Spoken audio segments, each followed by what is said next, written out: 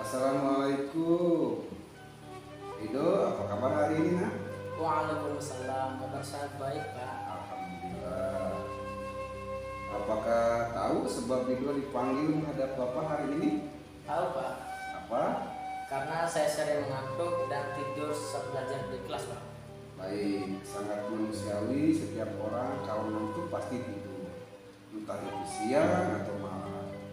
Tapi kamu pasti punya alasan kenapa sering tidur saat belajar di kelas, kan? Iya, Pak, karena kalau malam saya sering ngumpul rame-rame sama teman, main HP sampai larut malam, sehingga siangnya pas waktu belajar di kelas ya jadi ngantuk, Pak. Baik, ngumpul sama teman sambil main HP itu sangat menyenangkan. Bapak juga sering ngumpul sama teman, tapi tentu ada batas waktu. Karena tubuh kita perlu istirahat minimal 8 jam pada malam hari, supaya tubuh kita dapat kembali beraktivitas pada siang hari tanpa ngantuk. Iya, Pak. Coba kita lihat lagi tindakan kamu yang sering tidur pada saat belajar di kelas. Apakah sesuai dengan keyakinan kelas atau prinsip kamu? Tidak. Enggak lah, Pak, malu sama teman-teman. Jadi keyakinan atau prinsip mana yang tidak sesuai dengan keyakinan kelas kamu? Ya mungkin tidak menghargai waktu, kumpul dengan teman saat itu menyenangkan sehingga lupa waktu. Kamu meyakini tidak bahwa menghargai waktu itu sangat penting buat kamu? Yakin lah, Pak. Baik, setuju. Kita harus menghargai waktu. Namun ada juga keyakinan yang kita sepakati yang perlu kita lakukan di rumah, bukan? Iya, menyiapkan waktu juga untuk belajar di rumah. Kira-kira kamu bersedia memperbaiki masalah ini tidak? Bersedia, Pak. Kalau kamu mau memperbaiki masalah ini, kamu akan menjadi orang seperti apa? Ya, saya akan menjadi orang yang bertanggung jawab, yang senantiasa memberi waktu. Bagaimana menurut kamu menjalani orang seperti itu? Ya, tentu bangga menjadi orang yang bisa memberi waktu. Baik, ayo kita perbaiki masalah ini. Iya, Pak.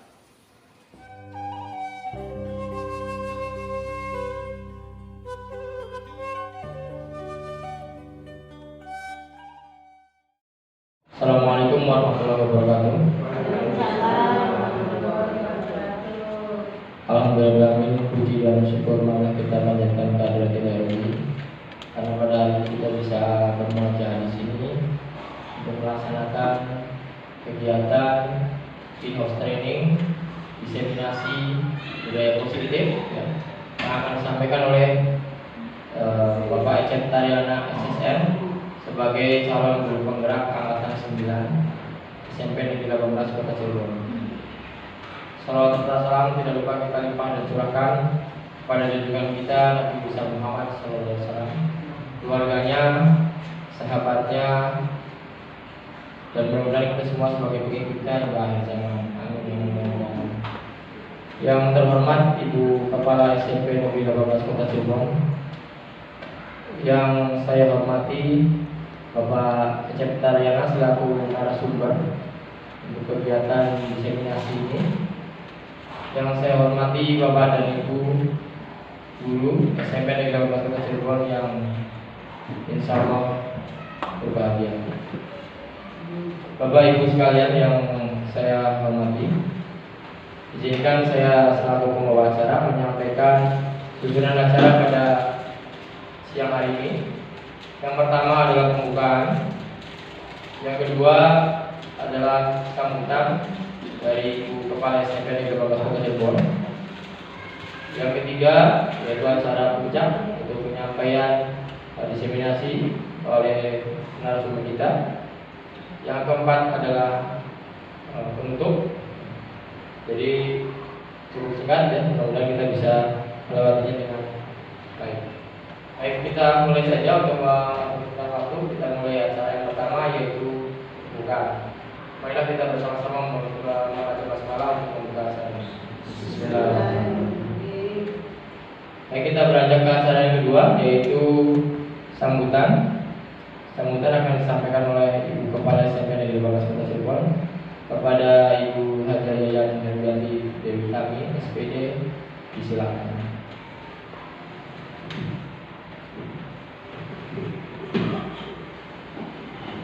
Mohon izin berdiri ya Pak.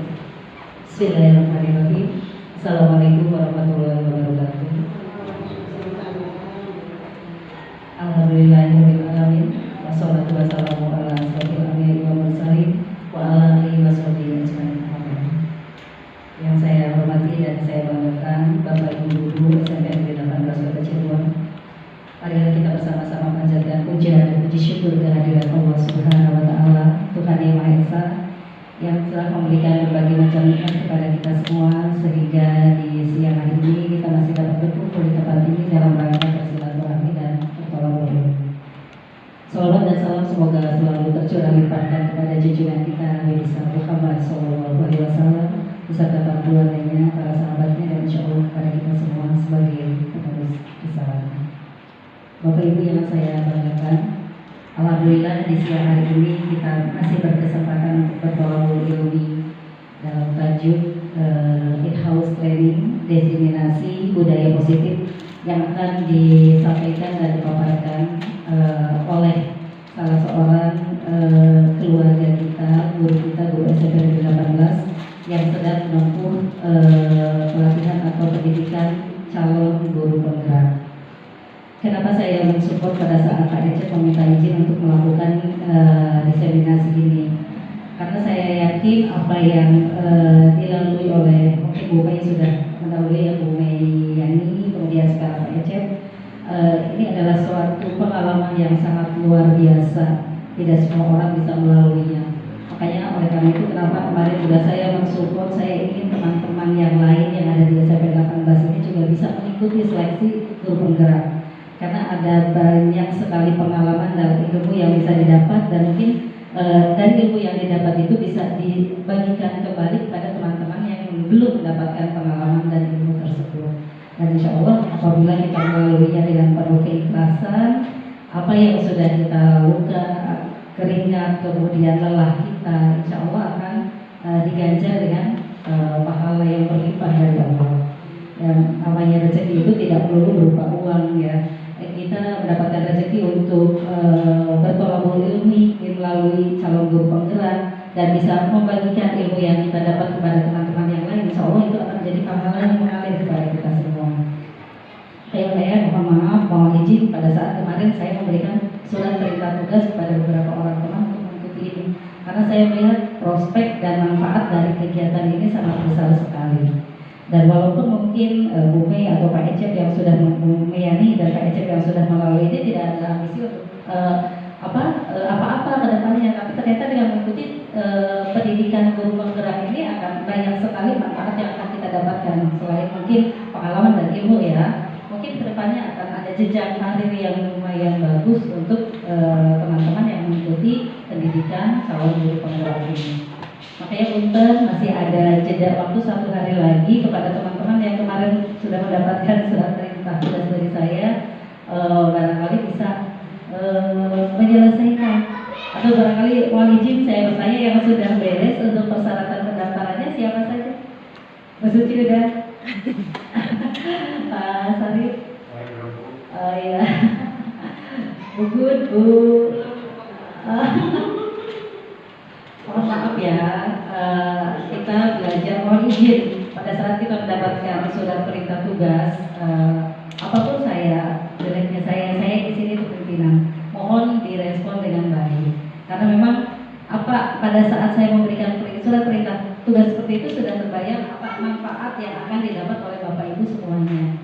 Walaupun mungkin bukan berarti mengecilkan ya, dengan mengikuti pendaftaran itu belum tentu kita juga akan masuk ke seleksi itu gitu kan. Karena ini menunjukkan bahwa memang tidak mudah untuk masuk menjadi calon guru penggerak itu. Tapi minimal kita sudah tahu prosesnya itu seperti apa, tahapan-tahapan apa yang harus kita ikuti gitu, seperti itu. Ya Bapak Ibu ya, mohon ada waktu 1 hari lagi, mohon di follow up, ada jeda waktu, insya Allah tidak akan mubazir. Apa tenaga pikiran yang kita keluarkan itu akan membawa manfaat minimal untuk diri kita sendiri, keluarga kita, dan institusi tempat kita bekerja, tempat kita mencari nafkah di sini. Ya, mungkin itu saja perkataan dari saya. Kurang lebihnya mohon maaf. Akhirul kalam. Billahi taufiq wal hidayah. Wassalamualaikum warahmatullahi wabarakatuh.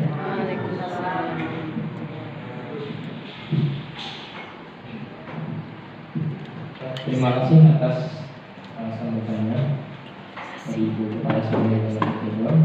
Selanjutnya kita langsung saja ke acara puncak, yaitu diseminasi budaya positif yang akan disampaikan oleh narasumber tunggal kita, Bapak Ecep Tayana SSN. Kepada beliau disilakan.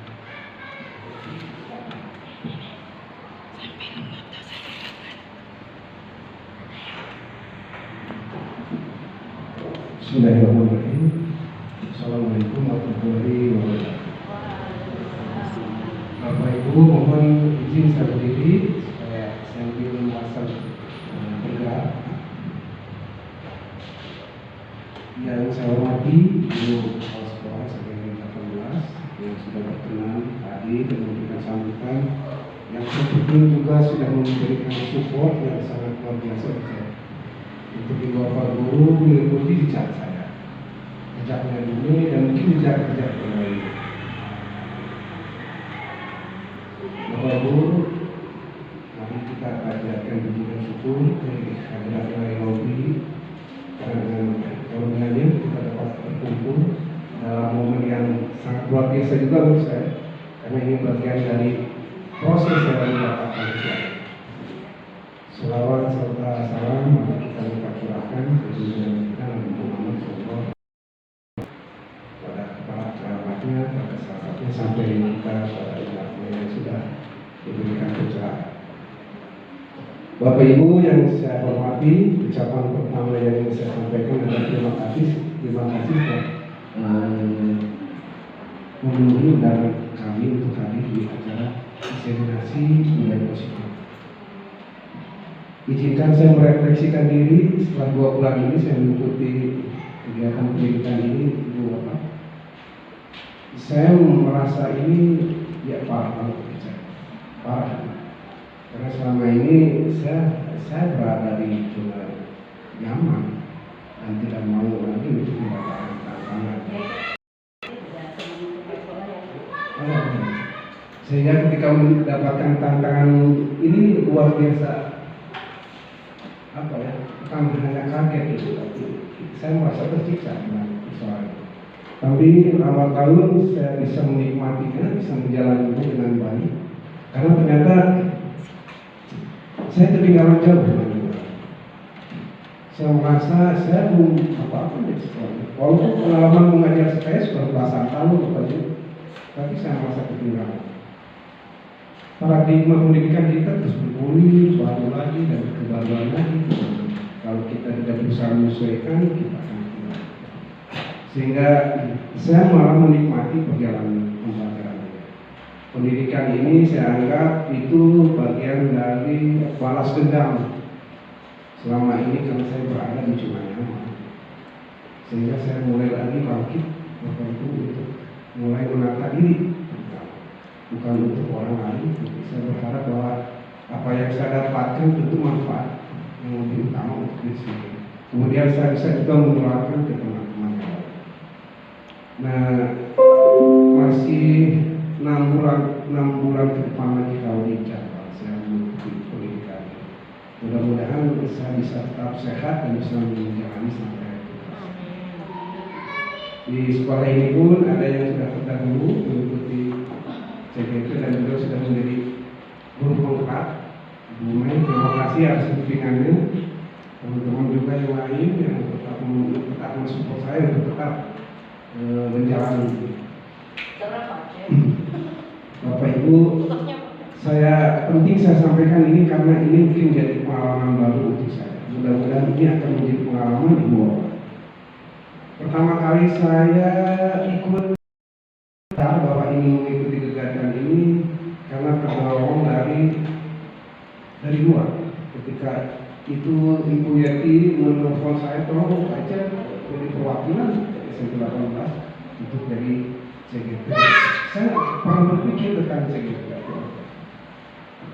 Lama menjawab dan ya coba-coba saya mendaftar dan sebagainya. Di seleksi awal pun sudah kaget Pak dengan soal si Albert itu yang harus saya tuangkan, harus saya tuliskan, dan itu tuh melebihkan berpikir saya. Sampai ke seleksi 2, tahap 2 dan itu lulus. Ternyata bukan satu kebahagiaan awalnya saya lulus dari seleksi itu. Namun mungkin saya merasa itu beban berat. Gitu. Memang benar ternyata di awal-awal merasa itu beban berat. Naik turun gitu Pak, posisi motivasi saya untuk mengikuti. Lambat lalu saya bisa menyesuaikan diri, bahkan saya berusaha memaksimalkan kemampuan saya untuk tetap beraktivitas, mengajar, mengerjakan kewajiban lain, termasuk saya mencoba untuk mengerjakan semua tugas-tugas. Dan alhamdulillah saya sudah sampai ke modul 1.4 ini dan sekarang sudah berjalan ke modul 2.1. Tinggal 2 dan 3 modul lagi. Dan mungkin ini modul yang mungkin akan lebih berat dibanding dengan modul sebelumnya. Baik Bapak Ibu Guru, terima kasih. Itu sekedar refleksi. Ini nyata, ini tidak rekayasa yang saya rasakan sampai hari ini. Mudah-mudahan menjadi motivasi untuk kita semua. Bapak Ibu, mari kita mulai apa yang saya peroleh selama 2 bulan ini ingin saya sampaikan karena saya pun ingin berbagi tentang apa yang saya lakukan. Dan ini relevan sekali dengan apa yang menjadi profesi kita selama ini Bapak Ibu. Ini akan terkait dengan pengalaman Ibu di kelas, menghadapi siswa, memecahkan persoalan yang ada dan sebagainya. Saya sebut ini budaya positif, Bapak Ibu. Akan saya coba mulai dari pertanyaan kuantik, Bapak Ibu. Bisa dibaca Bapak Ibu ya? Nomor 1, apakah Bapak Ibu setuju pemberian hukuman dapat mendisiplinkan siswa? Bisa ya, bisa tidak. Setuju Bapak? Yang setuju, acungkan tangan. Yang setuju ya. Yang tidak setuju, Bapak Ibu. Saya ulang lagi, apakah Bapak Ibu setuju pemberian hukuman dapat mendisiplinkan siswa? Setuju. Baik, Bapak Ibu, tenang aja Bu, nggak apa-apa, nggak akan dihukumi sih. Nomor 2, Bapak Ibu, apakah Bapak Ibu setuju pemberian hadiah dapat meningkatkan prestasi siswa? Yang setuju banget. Yang tidak setuju? Ya, baru. Yang nomor 3 Pak, apakah Bapak Ibu setuju seorang guru harus mampu memberikan solusi untuk setiap permasalahan siswanya? Setuju? Tidak setuju? Yang tidak setuju? Sisanya berarti yang tidak ngacu. Baik Bapak Ibu. Dan nomor 4, apakah Bapak Ibu setuju guru berperan sebagai teman bagi siswanya? Setuju? Baik, baik. Ternyata salah. Baik Bapak, ini 6 strategi untuk mencapai budaya positif di sekolah. Apa saja Bapak Ibu? Disiplin positif dan nilai-nilai kebijakan universal. Terus teori motivasi, hukuman dan penghargaan. Yang ketiga keyakinan kelas. Yang keempat kebutuhan dasar manusia. Yang kelima restitusi 5 posisi kontrol. Dan yang keenam segitiga restitusi. Sebenarnya materi ini banyak Bapak Ibu. Seminggu yang lalu dan sebelumnya saya mempelajari ini memang tidak cukup waktu. Apalagi saya harus mempresentasikan ini pada hari ini, mungkin tidak akan cukup waktu. Kita mulai dari perubahan paradigma. Ini paham ya? Paradigma itu lebih ke apa? Kita menilai diri sendiri dan lingkungan sebagai kemampuan kesadaran kita tentang satu hal. Akan kita kaitkan dengan pendidikan karena kita profesi kita sebagai pendidik. Jadi paradigma pendidikan kita saat ini seperti itu. Kita mulai dengan cobalah buka Bapak Ibu. Cobalah buka Bapak Ibu. Ibu harus berdua-dua. Pak Toy boleh duduk dengan Pak Sadi? Iya.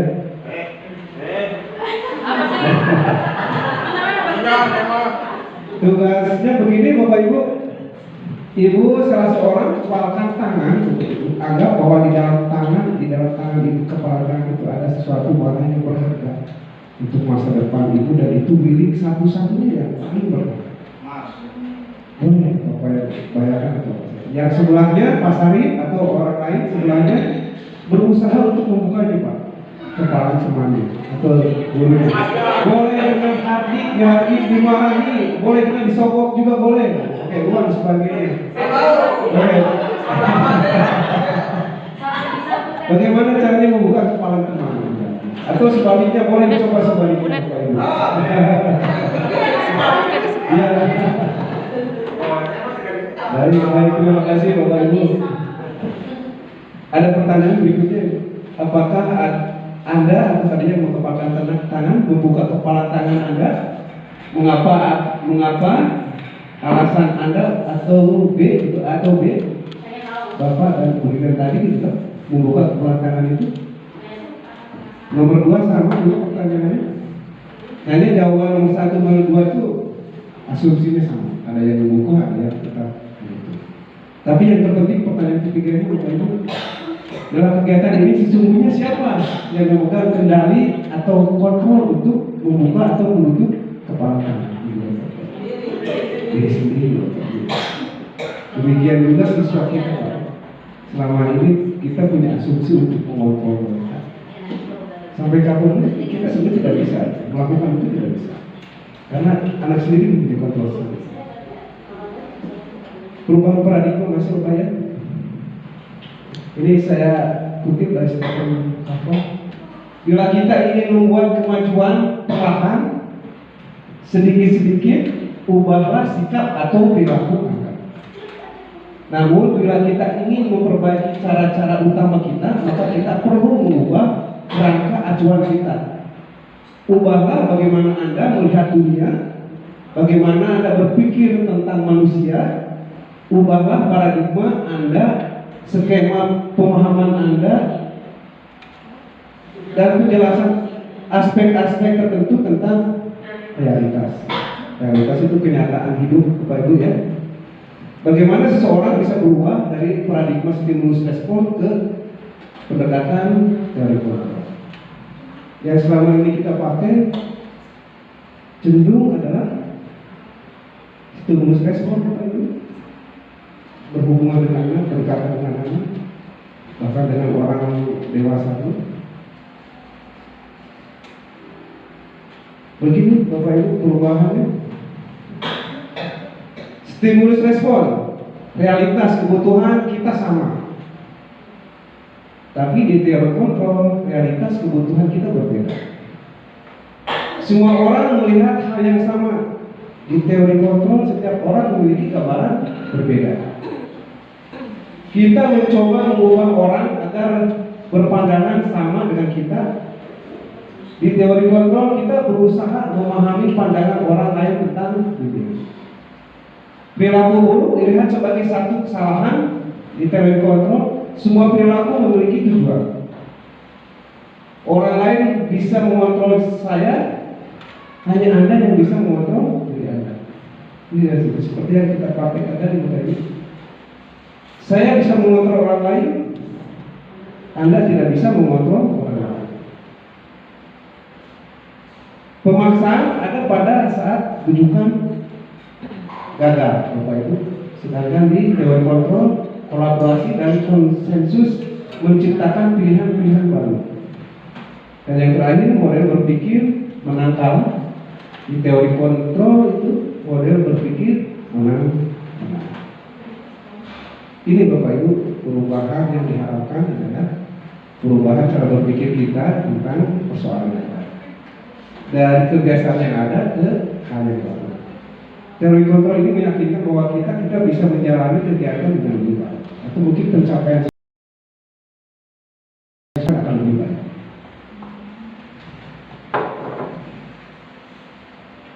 Jadi begini tuh,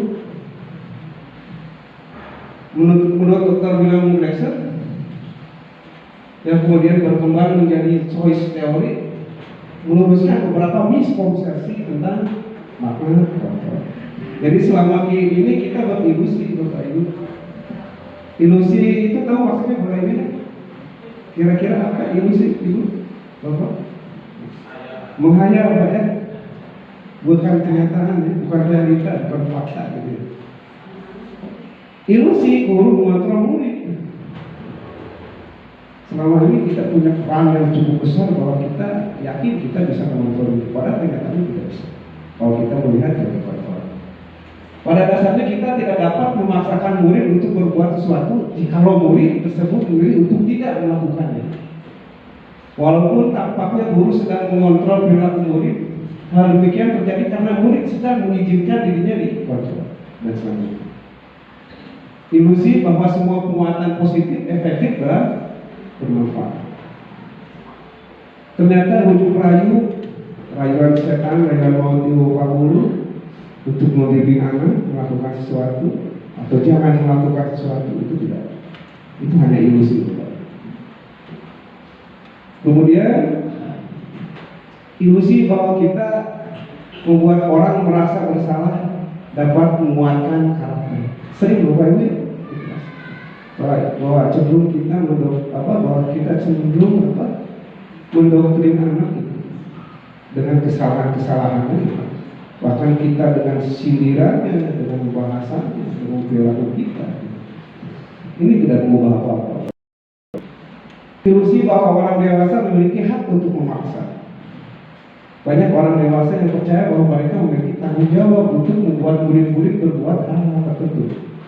Apapun yang dilakukan dapat diterima selama ada sebuah kemajuan berdasarkan sebuah pengukuran kinerja. Pada saat itu pula orang dewasa akan menyadari bahwa perilaku memaksa tidak akan efektif untuk jangka waktu panjang, dan sebuah hubungan permusuhan akan terbentuk. Bapak Ibu, saya sering mendapatkan anak terkesan tidak senang, tidak suka, tidak nyaman dengan pembelajaran. Apakah itu dengan pembelajarannya, apakah itu dengan orangnya, dengan bahasanya, dengan pendekatannya. Termasuk saya yang ditampar dengan, pertama saya merasa tertampar dengan itu. Karena selama ini saya di kelas cenderung dengan bahasa-bahasa tinggi, dengan bahasa-bahasa yang menyindir dan sebagainya, marah misalnya. Tapi mungkin saya mending daripada membiarkan anak tersesat, masih mending marah daripada tidak sama sekali disuruh. Makna disiplin, Bapak Ibu, disiplin ini menjadi topik menarik sekaligus menantang karena akan berdekatan dengan pekerjaan kita selama ini. Itu asli luar biasa. Apalagi ibu bapak yang punya tugas apa, Bapak Ibu, kayaknya kesulitan banget, kayaknya menjadi hal yang luar biasa bermasalah, termasuk kita tersebut.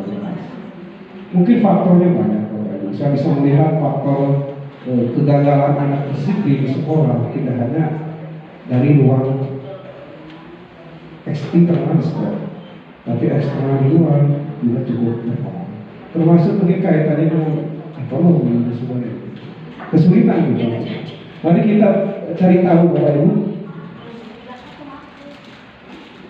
Ketika mendengar kata disiplin, apa yang terbayang di benak Bapak Ibu? Apa yang melintas di pikiran Bapak Ibu? Disiplin itu apa Bapak Ibu? Yang terbayang dengan kira-kira apa Bapak Ibu? Yang terbayang di pikiran ibu, di benak ibu ketika mendengar kata disiplin. Sering sekali kita ucapkan kata disiplin. Tepat waktu, ya. Terus apalagi Bapak Ibu? Taat aturan, baik. Terus Bapak Ibu? Baik. Ya, ya. Terkait dengan perbuatan perilaku gitu, yang tidak menyenangkan, Bapak Ibu ya. Mari kita lihat. Makna disiplin itu terkait dengan tata tertib di sekolah itu pasti terkait dengan hal yang harus teratur, kepatuhan pada peraturan dan hukuman. Biasanya peraturan, tata tertib dan sebagainya ujung-ujungnya ada pada di wilayah hukuman. Ya, bolehkah kita menghukum Bapak Ibu siswa kita? Setelah saya mengikuti ini, kayaknya enggak ya. Kalaupun ada hukuman itu mungkin sedikit. Belajar tentang disiplin positif tidak harus dengan memberi hukuman. Justru itu adalah salah satu alternatif terakhir dan bila perlu tidak untuk digunakan sama sekali. Dalam budaya kita, makna kata disiplin dimaknai menjadi sesuatu yang dilakukan seseorang pada orang lain untuk mendapatkan kepatuhan. Kita cenderung menghubungkan kata disiplin dengan ketidaknyamanan. Nah, ini menurut para pakar Bapak Ibu, Ki Hajar Dewantara pernah menyampaikan bahwa syarat utama untuk menciptakan murid yang merdeka harus ada disiplin yang kuat. Disiplin yang dimaksud adalah disiplin diri. Disiplin yang lahir, dimiliki atau motivasinya dari internal, dari anak itu sendiri atau dari diri kita sendiri. Sejalan dengan pandangan Dianus Hussein menyatakan bahwa arti dari kata disiplin berasal dari kata bahasa Latin disiplina yang artinya belajar. Disiplin itu artinya belajar. Atau murid atau pengikut.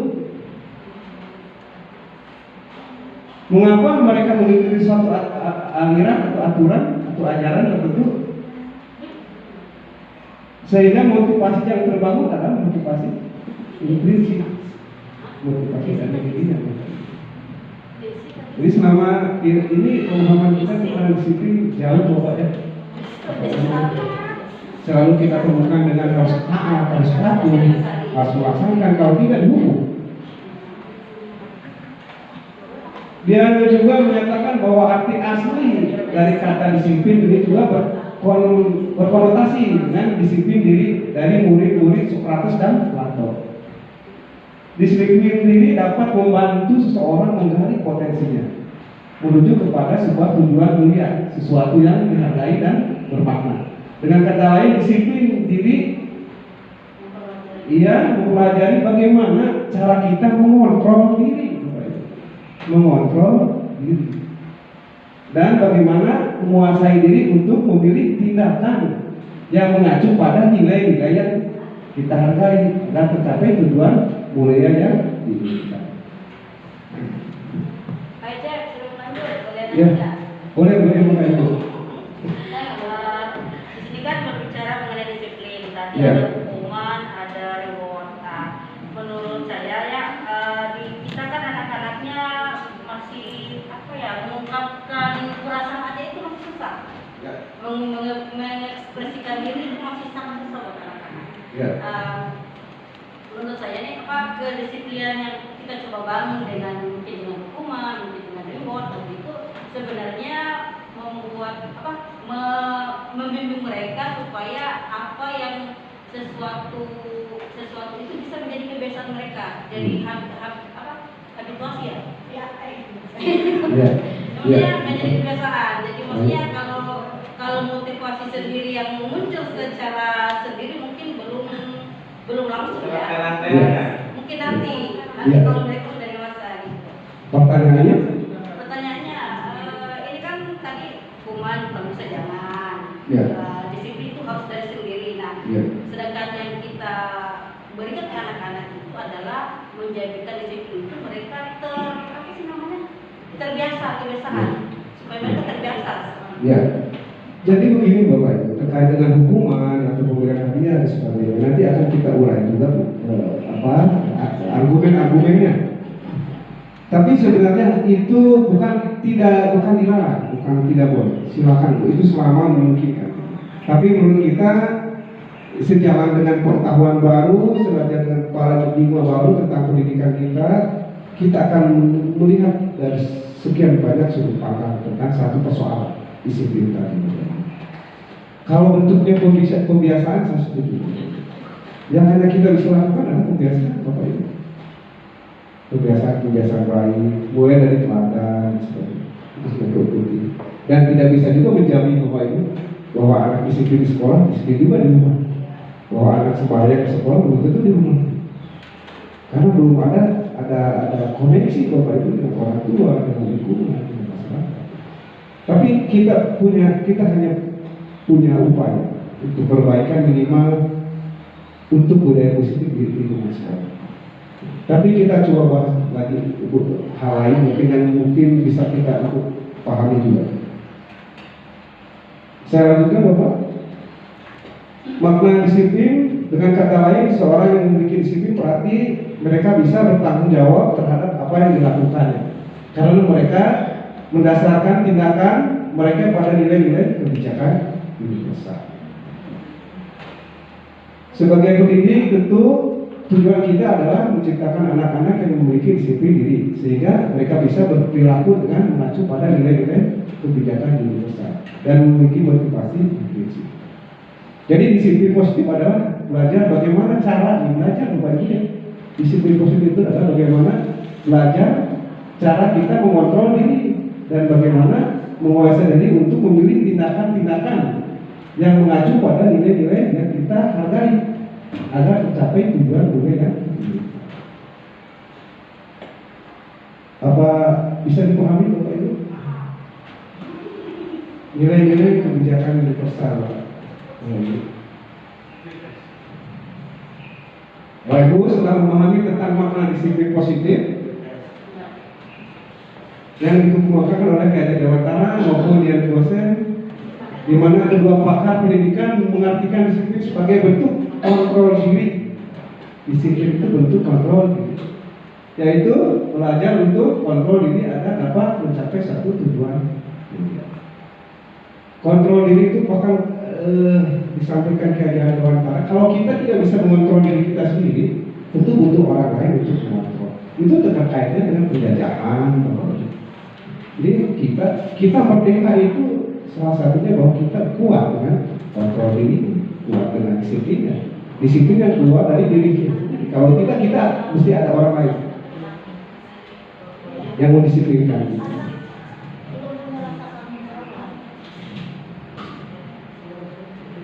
Kita yang saya juga masih mengemukakan bahwa dengan mengaitkan nilai-nilai kebajikan ini Bapak Ibu penting besar. Dengan mengaitkan nilai-nilai kebajikan yang diyakini seseorang, maka motivasi intrinsipnya akan terbangun sehingga menggerakkan motivasi diri dalam untuk dapat mencapai tujuan mulia yang diinginkan. Artinya begini Bapak Ibu, kata Pak Toib tadi pembiasaan gitu Pak, ya mulai ada kebiasaan hal yang baik sebagainya. Tapi begini, tempoh hari kita pernah berdiskusi tentang fisik Bapak Ibu sekolah karena akan berkaitan dengan semuanya. Ketika visi sudah selesai kita usul Pak, karena di visi itu ada nilai-nilai yang akan diusul, ada prakasa perubahan dan sebagainya. akan dikaitkan juga dengan kegiatan-kegiatan sekolah. Maka kita harus membuat semacam regulasi, Bapak. Regulasinya ya tadi bentuknya keyakinan sekolah atau keyakinan kelas. Jadi ketika ada anak melanggar sebuah aturan atau misalkan kalau anak itu tidak sembahyang, Bapak Ibu, kita bisa menghadapkannya dengan keyakinannya, bukan menghukumnya, tapi menghadapkannya dengan keyakinannya. Dengan cara nanti ada apa? Dengan cara restitusi. Ada 5 kontrol restitusi, ada segitiga restitusi. Bagaimana cara kita menanamkan nilai-nilai itu kepada anak. Beberapa institusi organisasi pendidikan di bawah ini telah memiliki nilai-nilai kebajikan yang diyakini dan sepakati bersama. Salah satunya adalah nilai-nilai kebijakan yang ingin dicapai oleh setiap anak Indonesia yang kita kenal dengan profil pelajar Pancasila, ya Bapak Ibu. Jadi payungnya atau muaranya, rujukannya, apa yang akan kita buat untuk anak-anak kita adalah profil pelajar Pancasila. Apa saja Bapak Ibu? Beriman, bertakwa kepada Tuhan Yang Maha Esa, berakhlak mulia, mandiri, bernalar kritis, bergeming dengan berubah, bergotong royong, dan ini Bapak Ibu muara terkait nilai-nilai yang harus diarahkan kepada anak kita. Nah Bapak Ibu guru, nilai-nilai kebijakan yang seperti ada boleh dibaca sambil makan minum. Peduli, keterus-terangan, kebersihan, komitmen, balas kasih, percaya diri, kesehatan, bertujuan, tengah rasa, gotong royong, dan sebagainya. Ini nilai-nilai kebijakan institusi yang disepakati. Dan ada banyak institusi termasuk di profil pelajar Pancasila. Ini menjadi rujukan bahwa nilai-nilai yang kita bangun itu nilai-nilai universal yang tidak terbatas dengan suku, agama, dan sebagainya. Jadi ini keyakinan yang diyakini secara universal. Ada tugas buat Ibu Bapak.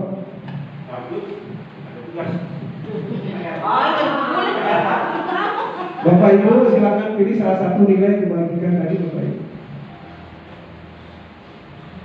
Saya pilih berbelas kasih. Bandingkan dengan nilai kebajikan atau prinsip-prinsip yang Bapak Ibu miliki di sekolah. Adakah suatu perbedaan atau persamaan? Kemudian pikirkan bagaimana nilai-nilai kebajikan yang Bapak Ibu pilih tersebut dapat disampaikan dan menjadi fondasi dari keyakinan sekolah atau keyakinan kelas yang disepakati seluruh warga sekolah. Ada Bapak Ibu ya?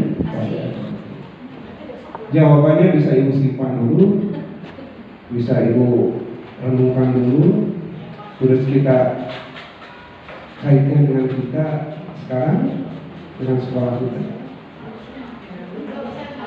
Kemudian pikirkan kegiatan apa saja yang dapat dilakukan agar keyakinan-keyakinan tersebut dapat dipahami dan dapat diterapkan seluruh warga sekolah dalam kehidupan mereka sehari-hari. Bapak Ibu, ketika ada kegiatan tadarus, ada kegiatan sholat berjamaah, ada mabit dan sebagainya, sebaiknya Ibu Bapak Guru membuat semacam regulasi Pak terkait dengan keyakinan. Kalau visi-visi kita tentang berakhlak mulia sudah tersampaikan Pak, hanya kita tinggal membuat regulasi. Ketika anak melanggar tidak melakukan, kita bisa menghadapkannya dengan keyakinan tadi, tidak dengan menghukumnya. Jadi kita membalikkan keyakinan anak-anak, kesadaran mereka untuk melakukan itu sendirian. Jadi ketika itu dia tidak lagi mengejar anak-anak, biarkan saja. Tinggal kita mau melonggarkan waktu, keluar dari zona nyaman, mengurus itu. Kita undang anak itu, kita restitusi. Sebaiknya kita restitusi seperti apa merestitusi akan saya jelaskan dulu. Memanggil anak untuk masuk. Merestitusi itu lebih mengembalikan Pak perilaku kesalahan anak dengan nilai keyakinannya Pak. Kenapa anak melakukan itu sedangkan keyakinan ada ini? Dan di situ banyak persoalan. Kaitannya dengan disiplin juga. Berikutnya Bapak Ibu, masih banyak ini saya membuat sampai 76 slide.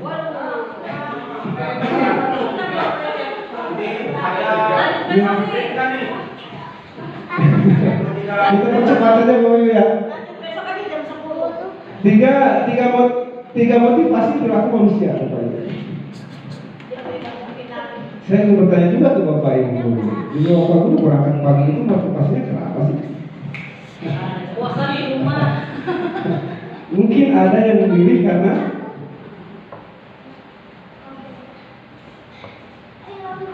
untuk menghindari ketidaknyamanan atau hukuman. Motivasi yang pertama. Jadi saya mau berangkat ke sekolah, tak ingin lagi. Mau sekolah.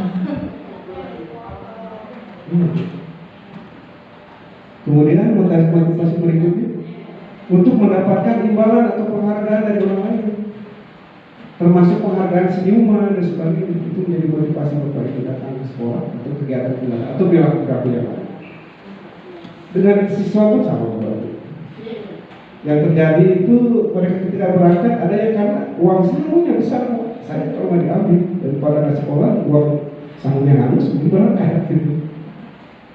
Atau mungkin motivasi yang perlu kita namakan, mari kita pelajari motivasi apa yang kira-kira baik untuk kita.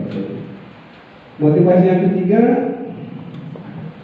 untuk menjadi orang yang mereka inginkan dan menghargai diri sendiri sebagai nilai-nilai yang mereka percaya. Orang dengan motivasi ini akan bertanya, akan menjadi orang seperti apa boleh saya melakukannya.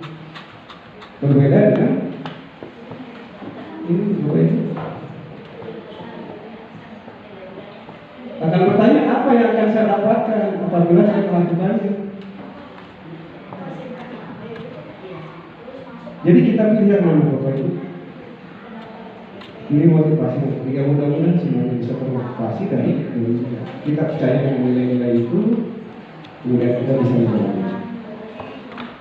Hukuman dan konsekuensi. Tadi yang menjawab, mudah-mudahan dengan setelah saya menyampaikan ini, walaupun dengan keterbatasan saya untuk menyampaikan, Ibu bisa menemukan jawabannya masing-masing. Bapak Ibu ada kasus, mungkin kasus ini juga mungkin kurang terjadi di sekolah kita. Baik, akan saya coba bacakan. IPA kurang menguasai, IPA itu nama apa ya? IPA kurang menguasai pembelajaran matematika, sehingga pada satu saat pembelajaran tersebut berlangsung, dia lebih banyak diam diri atau menggambar di buku pelajaran. Pada saat guru matematikanya Pak Seno menanyakan pertanyaannya, ya, IPA menjadi gugup dan tak sengaja menjatuhkan tasnya dari kursi, serta tiba-tiba menjadi gagap pada saat berupaya menjawab. Seluruh kelas pun tertawa melihat perilaku Iva yang bicara tergagap dan terkejut. Tersebut. Pak Seno pada saat itu membiarkan teman-teman Iva menertawakan.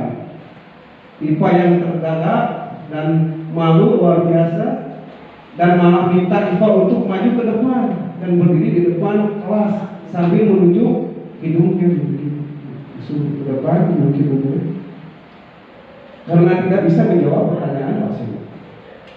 Kelas semakin gaduh dan anak-anak pun tertawa melihat Iva di depan kelas memegang ujung hidungnya.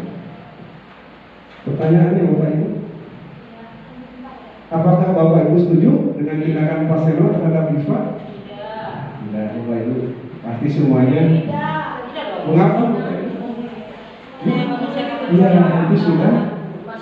Iya, wilayahnya sudah terlalu jauh. Jadi hadiah. Berikutnya pertanyaan kedua Bapak Ibu, menurut Bapak Ibu tindakan Pak Seno terhadap Iva adalah sebuah hukuman atau konsekuensi? Hukuman atau konsekuensi? Mari kita lihat jawabannya.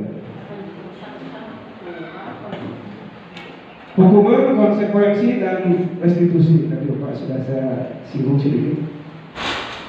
Bapak Ibu, sepertinya kita perlu meninjau ulang tindakan penegakan peraturan atau keyakinan kelas dan sekolah kita selama ini. Tindakan terhadap suatu pelanggaran pada umumnya berbentuk hukuman atau konsekuensi.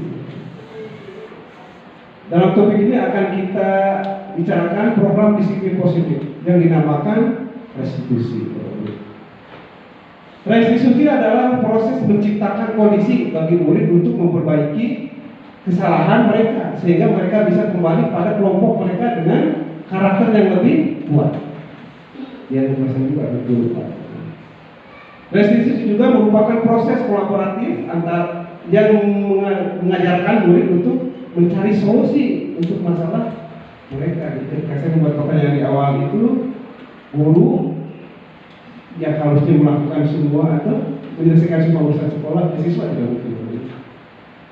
Jadi di pembelajaran ini kita lebih membuat kolaborasi dengan anak supaya bagaimana caranya menemukan masalahnya sendiri, menyelesaikan masalahnya sendiri. Baik Bapak Ibu, kita lanjut. Sebelum kita membahas lebih mendalam tentang penerapan restitusi, kita perlu bertanya dulu, apakah perbedaan antara hukuman dan konsekuensi? Bapak Ibu yang bahas tadi kita beranjak ke restitusi. Bila sama, di mana persamaannya? Bila berbeda, bagaimana perbedaannya? Gambar perbedaan antara hukuman, konsekuensi dan restitusi pada slide ini. Ini Bapak Ibu. Ya, ini Bapak Ibu. Hukuman itu adanya di wilayah gagal. Identitas anak kita gagal. Itu hukum. Kalau konsekuensi identitas sosial, disiplin atau restitusi. Ini ini maaf saya ini harusnya restitusi. Iya. Perilaku pasif agresif meningkat ya Pak Hukum. Anak pasti seperti itu. Kalau tidak diam, dia pasti berontak ya. Bahkan cenderung tadi kalau kita hukum anak itu tidak senang, tidak suka. Bahkan akan menjadi pengalaman hidup yang tidak akan terlupakan selama. Konsekuensi penguatan hanya bertahan dalam jangka waktu. Nah kalau di restitusi masalah terpecahkan. Sistem tidak akan berjalan bila murid tidak takut. Betul Bapak Ibu, banyak murid kita tidak takut dengan disiplin, dengan aturan, dengan teriak-teriak kita, dengan marah-marah. Ada yang takut, ada juga yang tidak takut. Data ini hukuman, tidak menjadi apa-apa. Memerlukan monitoring dan supervisi terus menerus dari guru. Kalau di restitusi fokus pada pemecahan masalah dalam jangka waktu panjang. Mungkin prosesnya pasti. Berlaku hanya pada sebuah institusi, tidak berlanjut pada kehidupan nyata. Peraturannya adalah kamu harus. Jawabannya Bapak Ibu sangat bertolak belakang. Negatif, netral, tidak ada positif. Mode paksaan, stimulus respon sudah ditinggalkan kan, apalagi ini kita sudah ke untuk lebih jelas nanti mungkin saya bisa share ke Ibu kalau ini dibutuhkan Bapak Ibu untuk sebagai baca. Kesimpulan Bapak Ibu, hukuman bersifat tidak terencana atau tiba-tiba. Anak atau murid tidak tahu apa yang akan terjadi dan tidak dilibatkan. Hukuman bersifat satu arah dari pihak guru yang memberikan, dan murid hanya menerima suatu hukuman tanpa melalui satu kesepakatan atau penghargaan diri, pengarahan diri dari pihak guru, baik sebelum atau sesudahnya. Hukuman yang diberikan bisa berupa fisik maupun psikis murid anak disakiti oleh suatu perbuatan atau catatan. Sedangkan konsekuensi Bapak Ibu terencana atau sudah disepakati, sudah dibahas, disetujui oleh murid dan guru. Misalkan Bapak Ibu, anak kalau saya sering begini, anak terlambat masuk ke jam asal 10 atau 15 menit. Saya tidak memberi hukuman, saya memberikan konsekuensi bahwa kamu dengan keterlibatan 15 menit kamu harus menambah sehingga mengganggu jam istirahat. 15 menit ditambahkan ya. Itu namanya ya Bapak Ibu. Murid tetap dibuat tidak nyaman untuk jangka waktu pendek. Konsekuensi biasanya diberikan berdasarkan satu data yang umumnya dapat diukur Bapak Ibu. Misalnya setelah 3 kali tugasnya tidak diselesaikan pada batas waktu yang tertentu atau diberikan. Sering Bapak Ibu ya, tugas kamu diselesaikan 3 minggu sampai 3 minggu yang akan datang. Itu konsekuensi Bapak Ibu. Nah berikutnya Bapak Ibu kita coba tes. Mencatat 10 kali di dalam buku kalimat saya tidak akan terlambat lagi karena terlambat ke sekolah. Ini hukuman atau? Ini hukuman Bapak Ibu? Hukuman atau konsekuensi? Hukuman. Baik, catat Bapak Ibu itu hukuman. Lari mengelilingi lapangan basket 2 kali karena terlambat hadir di sekolah. Hukuman. Membersihkan coretan yang dibuatnya di meja tulis. Konsekuensi. Murid diminta untuk push up 15 kali karena tidak menggunakan maksa ke sekolah. Hukuman atau? Hukuman. Menggantikan kertas tugas teman yang telah dicoret-coret. Konsekuensi. Berjemur di lapangan basket pukul 12 siang karena mengobrol dengan teman. Hukuman. Murid diminta bertelanjang kaki sepanjang hari karena tidak menggunakan sepatu warna hitam sesuai peraturan sekolah. Hukuman atau konsekuensi?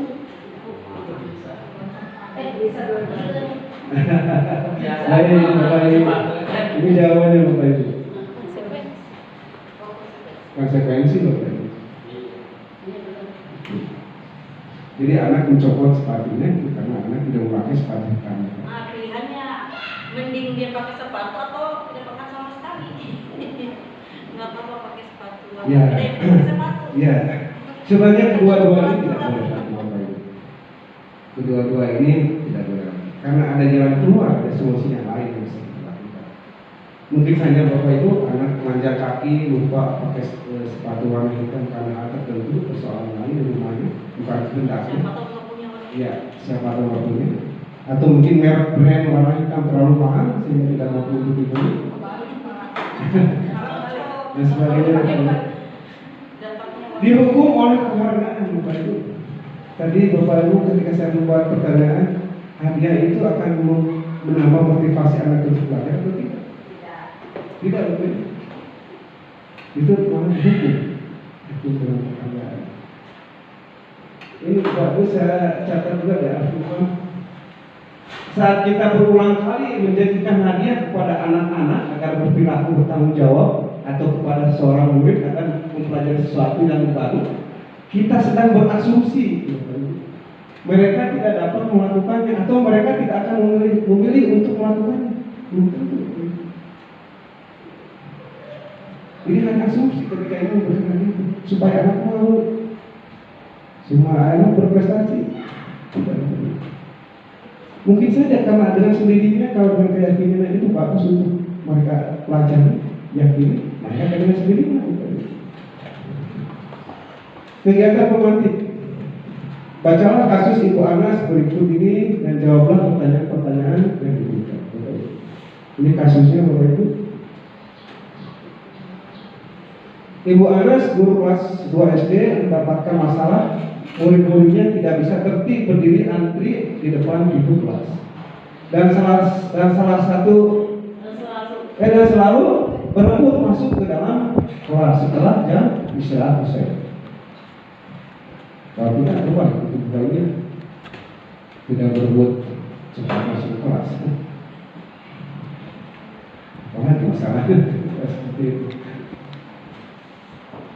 Ini tentunya sangat mengganggu proses pembelajaran di mana kelas tidak dapat mulai tepat waktu karena Ibu Anas sibuk mengenakan murid-muridnya untuk waktu cukup lama. Akhirnya Bu Anas berpikir cepat dan menggunakan stiker bintang untuk memberikan stiker. Setiap muridnya akan masuk ke kelas usai jam istirahat. Bu Anas akan mengiming-imingi muridnya dengan sebutan bintang. Siapa yang dapat berdiri lurus dan berbaris rapi antri di depan pintu dapat bintang dari Bu Anas. Sebagian besar murid-murid menyambut tantangan tersebut dan langsung berdiri rapi di depan pintu agar mendapatkan stiker bintang.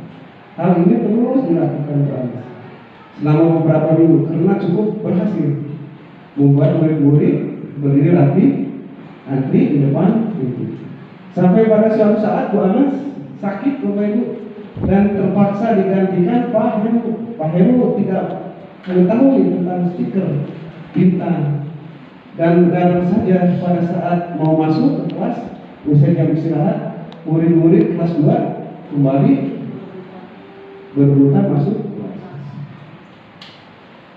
Apa yang terjadi? Apa?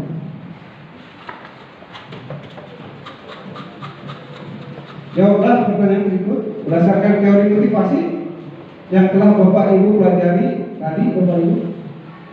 Pada motivasi murid-murid kelas 2 untuk bersedia berdiri antri sebelum masuk kelas, motivasi apa Bapak Ibu? Tadi iming-iming tadi dia mau berbaris rapi antri masuk ke ruangan itu karena iming-iming bintang tadi, stiker bintang. Adakah cara lain agar murid-murid kelas bersedia antri di depan kelas tanpa diberi penghargaan seperti bintang? Ada cara lain Bapak? Ya, ya salah satu itu Bapak untuk pemahaman, menghargai waktu, sebagainya. Ya. Itu Bapak Ibu yang mungkin perlu kita lakukan, kita upayakan, memberi pemahaman, keyakinan. Banyak yang bisa dilakukan.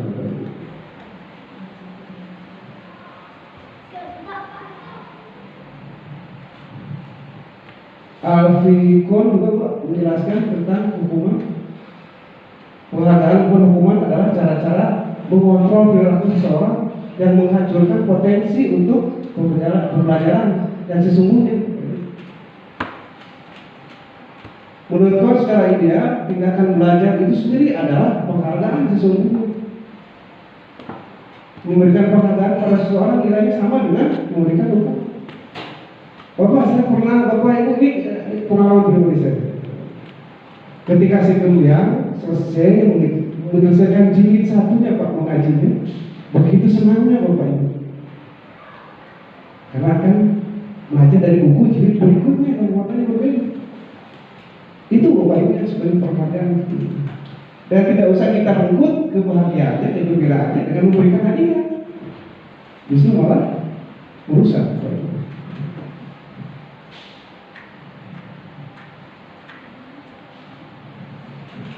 Lihat Bapak Ibu, penghargaan itu merusak hubungan. Bagaimana ceritanya? Ketika seseorang diberi penghargaan atau pujian di depan orang banyak, maka yang lain akan merasa iri.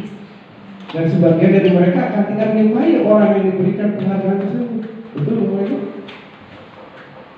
Penghargaan menciptakan persaingan di dalam kelas dan persaingan menciptakan kecemasan. Mereka yang percaya bahwa mereka tidak memiliki kesempatan untuk mendapatkan penghargaan akan bernilai prosesnya. Nilai prosesnya. Memang ini membutuhkan waktu dan membutuhkan sedikit waktu untuk kita melakukan, untuk berhadapan dengan masalah ini.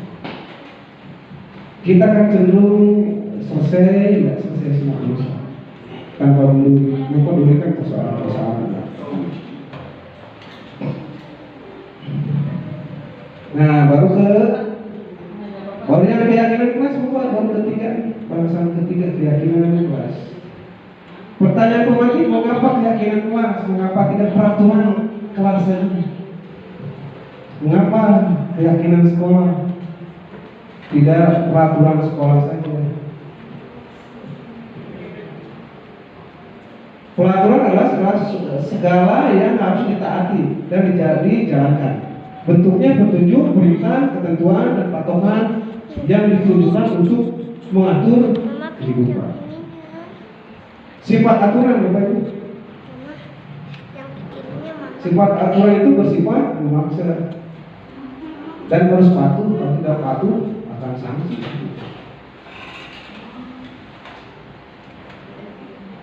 Nah, Bapak Ibu, mengapa kita memiliki peraturan memakai helm ketika kita berkendaraan roda 2? Mengapa kita memiliki peraturan tentang penggunaan masker?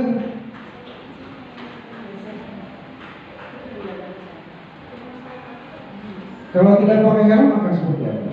Kalau tidak pakai masker, ya pasti jawabannya mendekati sama. Kalau mengapa kita memiliki peraturan memakai helm? Nilai yang diusungnya keselamatan Bapak Ibu. Betul Bapak Ibu? Mengapa kita memiliki peraturan tentang penggunaan masker? Nilainya adalah keselamatan dan kesehatan.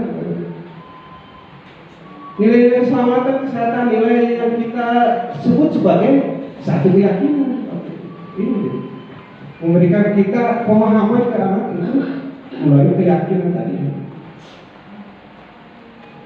Jadi bukan aturannya yang penting sebenarnya, memahamkannya bagaimana. Yang disebut dengan nilai kebijakan hidup besar.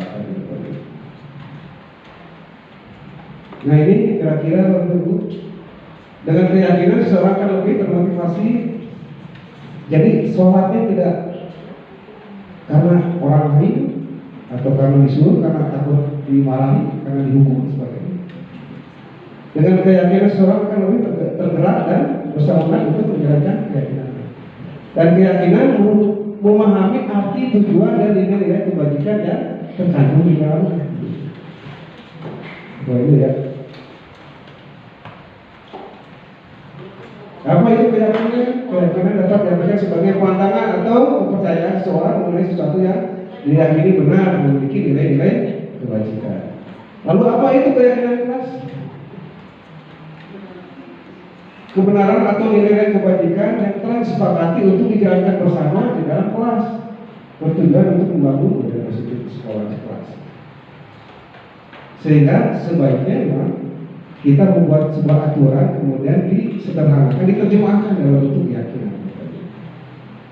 Kira-kira di sekolah ini yang urgent apa sih persoalan yang perlu kita membuat satu keyakinan? Kalau saya melihat anak-anak kita cenderung motivasinya rendah. Apa yang harus kita buat supaya anak yakin bahwa bersemangat belajar itu akan bermanfaat buat mereka? Dan banyak hal yang lain. Itu juga perlu pemikiran kita bersama Bapak Ibu untuk melihat langsung konteksnya dari sekolah kita.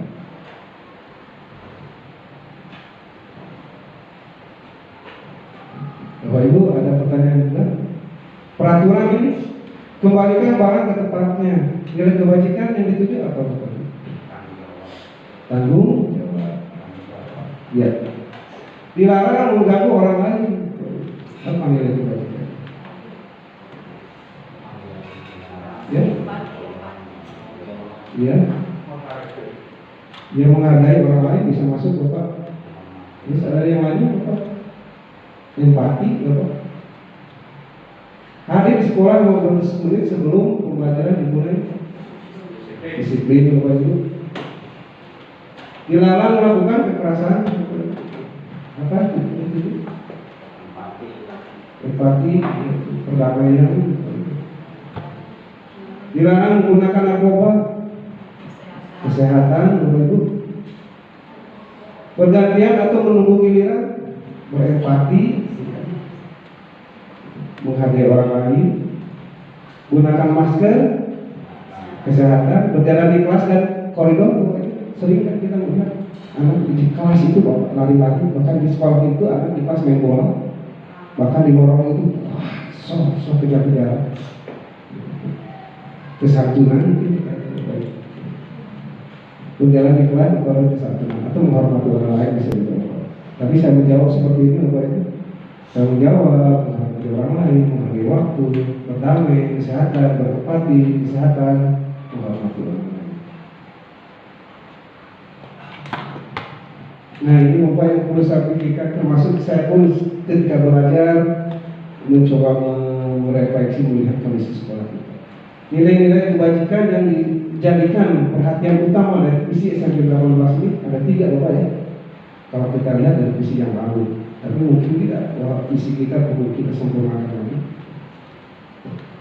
Karena saat ini kita berada di zaman milenial, di zaman yang serba teknologi.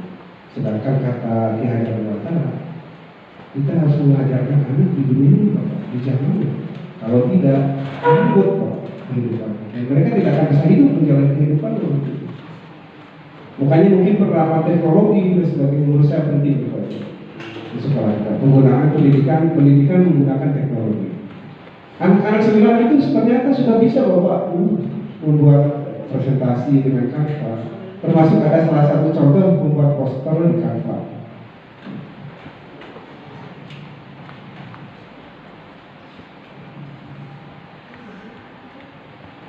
Ini Bapak Ibu posturnya. Keyakinan kelas bersifat lebih abstrak daripada peraturan yang lebih rinci atau konkret. Keyakinan kelas berupa pertanyaan universal. Pernyataan keyakinan kelas senantiasa dibuat dalam bentuk positif. Jadi kalau biasa peraturan itu dilarang, dilakukan, tidak boleh, jangan, dirubah kalimatnya kata-kata Bapak Ibu jadi kalimat positif. Jangan membuang sampah, jadi buanglah sampah pada tempatnya. Di kalimat negatifnya dirubah menjadi kata positif. Keyakinan kelas sebaiknya sesuatu yang dapat diterapkan di lingkungan kelas. Kata saya juga dan mungkin butuh studi, butuh kita bertanya ke anak-anak, peraturan apa yang penting di kelasnya untuk dibuatkan suatu keyakinan. Karena tiap kelas itu ada perbedaan. Ibu wali kelas tentu mungkin lebih tahu persoalan kelasnya, sehingga bisa membuat keyakinan kelas menjadi lebih mudah. Semua warga kelas hendaknya ikut berkontribusi dalam pembuatan keyakinan kelas lewat kegiatan curah pendapat. Bersedia meninjau kembali keyakinan kelas dari waktu ke waktu. Nah ini Bapak itu curah pendapat keyakinan kelas. Bercurah pendapat tentang peraturan yang perlu disepakati di kelas. Menentukan nilai kebajikan atau keyakinan yang dituju dari peraturan yang ada. Berjalan di kelas, dengarkan guru, datang tepat waktu dan sebagainya. Satu poinnya berarti satu keyakinan saling menghormati atau nilai kebajikan hormat. Jadi anak itu nanti akan punya ide tentang ABCD, ditulis saja Bapak nanti. Bahkan kalau saya sudah mencoba anak menuliskan terus menempelkannya, terus kita lihat ini masuk ke wilayah hormat, ini masuk ke wilayah tanggung jawab atau mana. Daftar keyakinan yang disepakati, mungkin tanggung jawab, kedisiplinan, dan sebagainya. Tidak perlu banyak, Bapak Ibu, cukup 5 sampai 7 keyakinan saja. Meninjau ulang keyakinan sekolah, kelas selanjutnya bisa diletakkan di dinding kelas, tempatnya juga dilihat semua warga kelas. Ini Bapak Ibu contoh keyakinan kelas 7, hormat. Kami meyakini bahwa sangat penting untuk menghormati semua orang dan barang milik orang lain. Bekerja, kami meyakini bahwa sangat penting untuk mengerjakan segala pekerjaan atau mengikuti kegiatan yang telah ditugaskan. Kami meyakini bahwa sangat penting untuk merasa diterima pada suatu kelompok dan saling peduli satu dengan yang lain. Cara pendekatannya banyak Bapak Ibu, boleh dengan contoh tabel T ini. Saya ingin mempelajari tabel T, bagaimana cara mengungkap persoalan-persoalan yang ada yang bisa memungkinkan itu menjadi bentuk keyakinan kelas. Tampak seperti, tidak tampak seperti ini tabel T. Datang tepat waktu, sering hadir, lambat.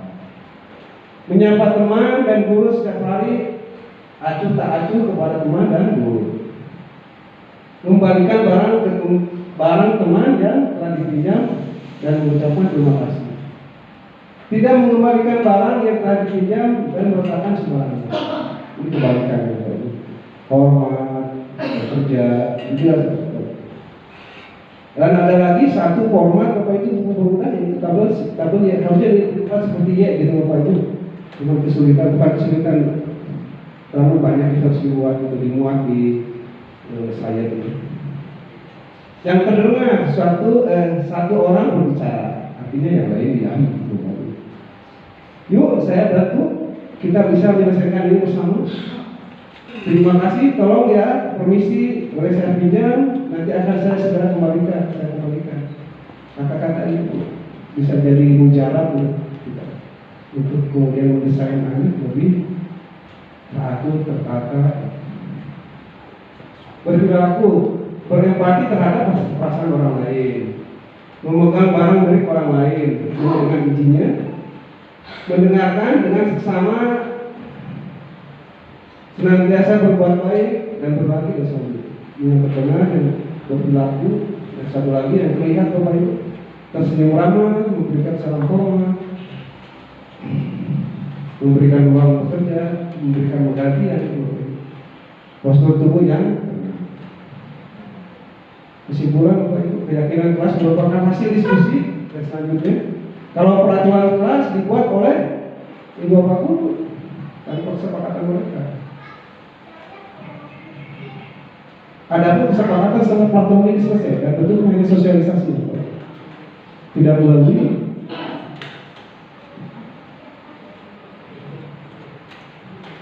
Nah Bapak Ibu, ini saya contoh keyakinan kelas 9B tempoh hari. Menghormati, semua siswa diharapkan untuk menghormati satu sama lain, guru dan warga sekolah. Sudah tepat misalnya Bapak Ibu. Disiplin datang tepat waktu sesuai dengan jadwal yang telah ditentukan. Ini universal, karena memang peraturan keyakinan kelas sekolah harus universal. Kesehatan, setelah makan tidak lupa membuang sampah bekas makanan ke tempat sampah. Banyak kan Bapak Ibu, kertas apa itu bekas makanan, anak yang baru sebagainya. Di kelas itu bahkan membuangnya di kolong-kolong bangku. Jadi mereka membuat keyakinan kelas, membuang makanan dan sebagainya. Biasanya kan anak-anak itu makan di kelas, bekasnya ditaruh di kolong meja. Ayo anak-anak buat kesepakatan supaya tidak terjadi lagi seperti itu. Buat keyakinan kelasnya seperti itu.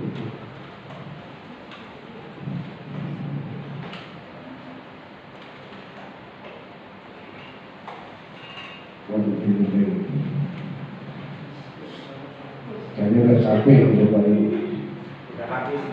Baru 52. Iya. Saya dikasih. Dan juga sama Bapak Ibu, keyakinan kelas 9B ada 2 orang yang membuat. Isinya hampir sama.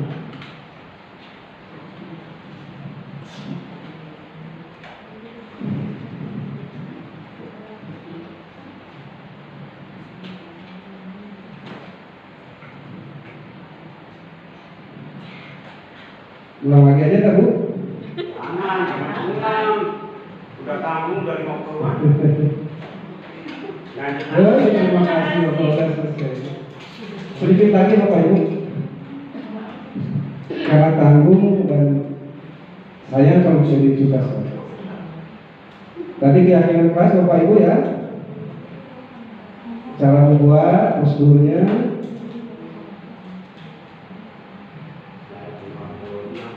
Ya 56.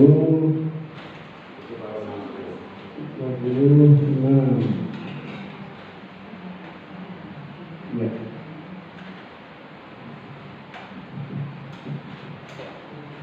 Bapak Ibu, yang akan kita bahas berikutnya adalah kebutuhan dasar manusia yang nanti akan terkoneksi dengan perilaku, dengan tindakan anak. Karena sudah disepakati di awal bahwa suatu perilaku yang dilakukan baik atau buruk, karena pada dasarnya mereka sedang memenuhi kebutuhan dasar. Apakah Bapak Ibu sering melihat anak-anak kita tidak sarapan, tidak makan? Ada anak yang diam atau anak yang meminta ke orang lain, terkesan ada yang memaksa juga, membuli juga, memaksa. Jauh. Karena tujuan dia yang untuk memenuhi kebutuhan dasar hidup kan. Yang pertama Bapak, survival, kebutuhan untuk bertahan hidup. Yang pertama baru. Jadi artinya kita dibuka perspektif kita untuk melihat lebih jauh tentang manusia, tentang anak kita. dengan perilaku yang mereka lakukan di sekolah. Pasti kita bisa analisis mungkin dari sekian banyak perspektif, termasuk dari 5 kebutuhan dasar manusia. Kebutuhan bertahan hidup atau survival adalah kebutuhan yang bersifat fisiologis untuk bertahan hidup. Misalnya kesehatan, rumah, dan makanan, sandang, tanaman, papan, dan rasa aman.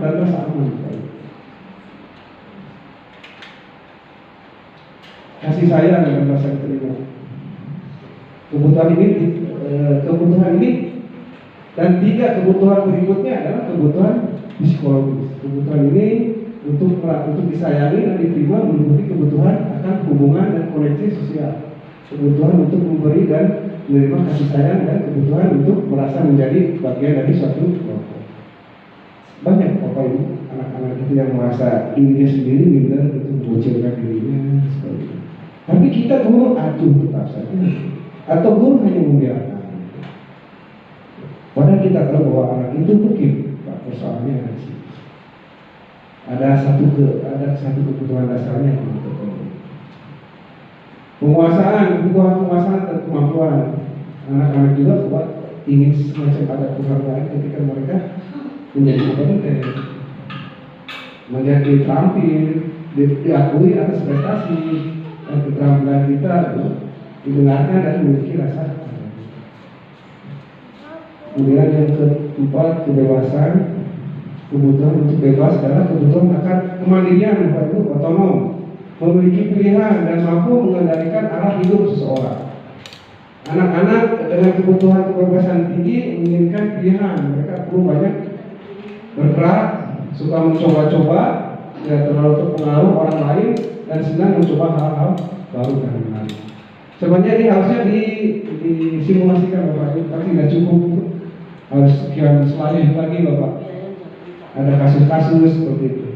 Kesenangan Bapak Ibu, kebutuhan akan kesenangan adalah kebutuhan anak mencari kesenangan dan bermain atau terbang. Bapak Ibu, kalau di sekolah anak hanya disuguhkan hal-hal yang selalu berpikir kaku. Bahkan di pembelajaran Bapak Ibu disarankan Bapak Ibu membuat semacam keterampilan ibu bapak menyampaikan supaya anak tidak kaku, semacam hiburan atau apalah bentuknya gitu. Mulai ya, supaya anak-anak senang, bisa tertawa dan sebagainya. Menurut saya begitu Bapak.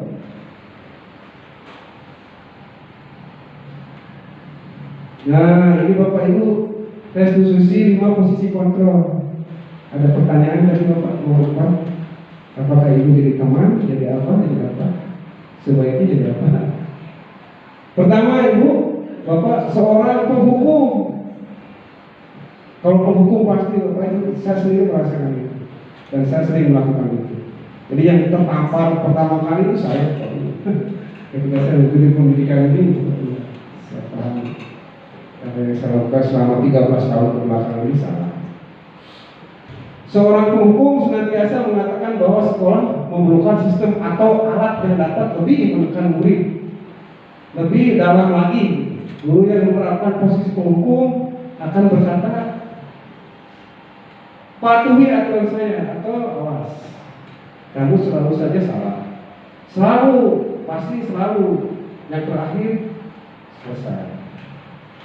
Kalau anak mengulang lagi, terakhir, selesai. Masih penghukum Bapak Ibu. Guru seperti ini percaya bahwa hanya ada satu cara agar pembelajaran bisa berhasil, yaitu dengan caranya dia. Membuat merasa bersalah. Sering Bapak Ibu? Sering termasuk saya pernah. Pada posisi ini biasanya guru akan bersuara lebih lembut, menggunakan keheningan yang membuat orang lain merasa tidak nyaman atau bersalah atau rendah diri. Kata-kata yang keluar dengan lembut akan seperti ibu sampai kecewa sekali dengan kamu. Begitu Bapak ya. Berapa kali Bapak harus memberitahu kalian? Gimana coba? Kalau orang tua kamu tahu kamu membuat ini. Di posisi ini murid akan memiliki penilaian diri dan buruk tentang dirinya sendiri Bapak Ibu. Merasa tidak berharga dan telah mengecewakan orang lain. orang yang disayangi dan seterusnya. Nah ini teman. Tadi sepakat bahwa ibu baru menjadi teman. Guru pada posisi ini tidak akan menyakiti murid, betul Bapak Ibu. Namun akan tetap berupaya mengontrol murid melalui persuasi. Guru di posisi teman menggunakan hubungan baik dan humor untuk mempengaruhi seseorang. Mereka akan berkata, ayo bantulah demi Bapak ya. Ayo ingat tidak bantu. Ayo ingat tidak bantuan Bapak selama ini. Kurang bantu lah. Ya sudah kali ini tak apa-apa. Nanti ibu bantu. Posisi teman. Hal negatif dari posisi teman adalah bila suatu saat guru tersebut tidak membantu, maka murid akan kecewa dan berkata, saya pikir Bapak Ibu teman saya. Murid merasa dikecewakan dan tidak mau lagi berusaha. Hal lain yang mungkin timbul adalah murid hanya akan berpindah untuk guru tertentu dan tidak untuk guru lain.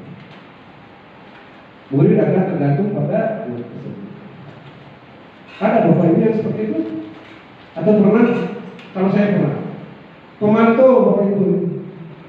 Memantau berarti mengawasi. Pada saat kita mengawasi, kita bertanggung jawab atas perilaku orang-orang yang kita awasi.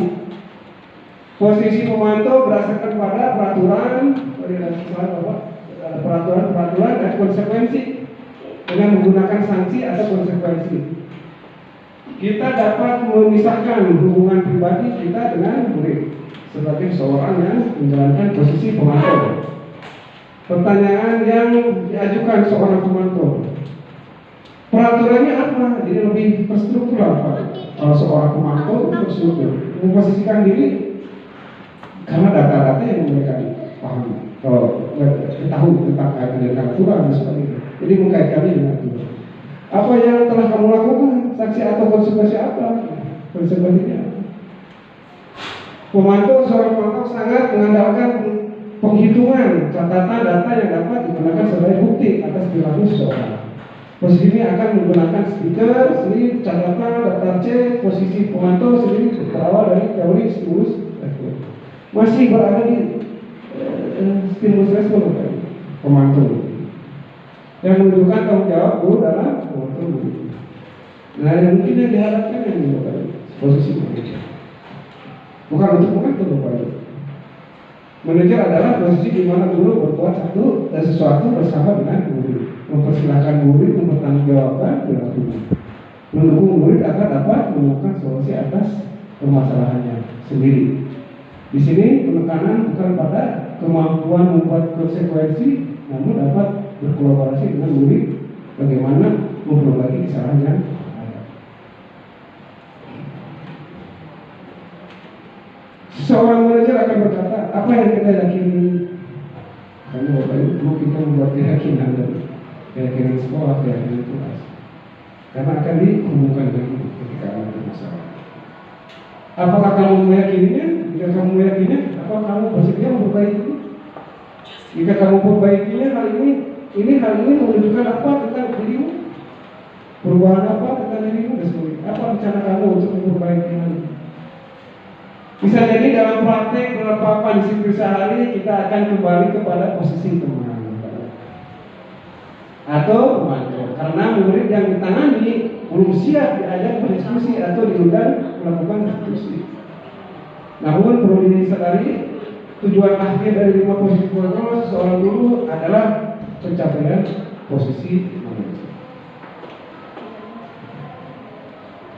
Atau perlu saya putarkan videonya Bapak Ibu tentang 5 posisi kontrol, atau nanti saya share di grup saja Bapak Ibu ya.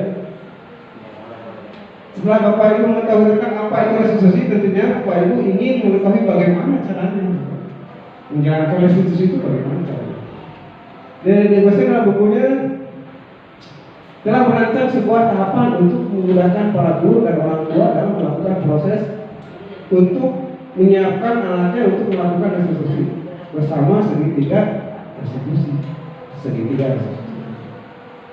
atau restitution triangle. Mari kita tonton video, kalau mau tonton video tentang penanganan atau kita lewat saja Bapak Ibu.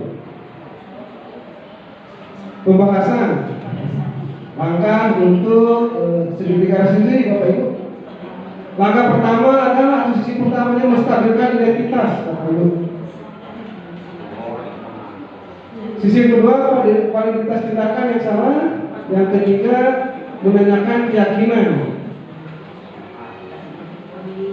Posisi tersebut ketika strategi tersebut dipresentasikan dalam 3 sisi tersebut. Kiri, bawah, kiri, kanan. Langkah-langkah diskusi tidak harus dilakukan satu persatu secara kaku Bapak Ibu. Menggunakannya mungkin selama ini Bapak Guru juga sudah pernah melakukan diskusi, namun mungkin namanya tidak tahu begitu Bapak ya. Alurnya tidak tahu, pasti tapi pelan. Dan ini Bapak Ibu. Garis bawah menstabilkan identitas, validitas tindakan yang salah, menanyakan keyakinan. Ini Bapak Ibu kata-katanya sederhana menurut saya. Nanti untuk memperjelas boleh saja. Menstabilkan. Ini kata-kata Bapak Ibu. Validitas tindakan yang salah, kalimat atau kata-katanya seperti ini Bapak Ibu. Cara-cara pendekatan dengan segitiga khusus.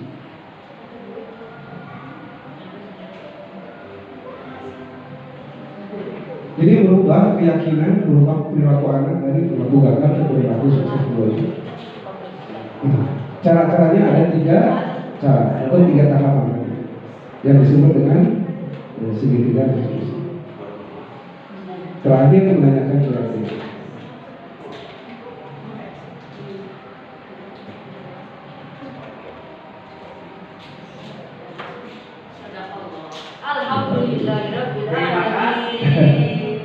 Mohon maaf Bapak Ibu tidak bisa saya tampilkan semuanya pada musibah. Kalau saya buat pun tidak akan selesai.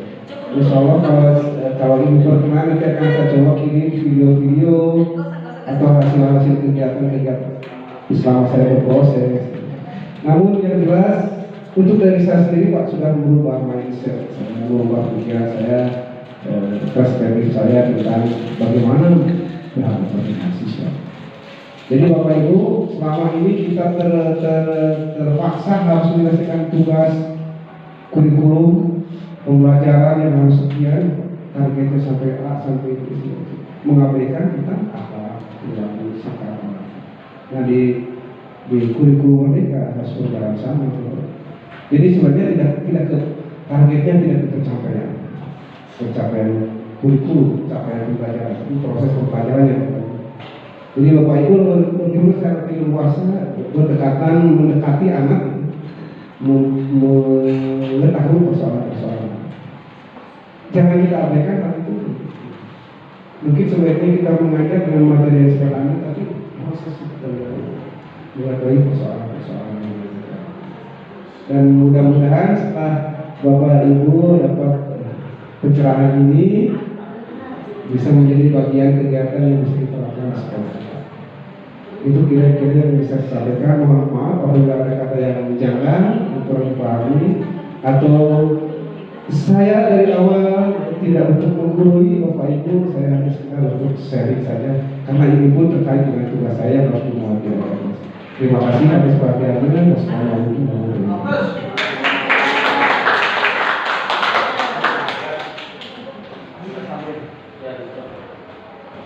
Oke, diucapkan terima kasih kepada Pak Acep. Bisa beri tepuk tangan kali ini, Ibu. Alhamdulillah, rangkaian kegiatan telah kita laksanakan. Kita akhiri kegiatan ini dengan ucapan kata saya selaku pengacara, saya ada kata atau sampai kurang mengenang, saya mohon maaf.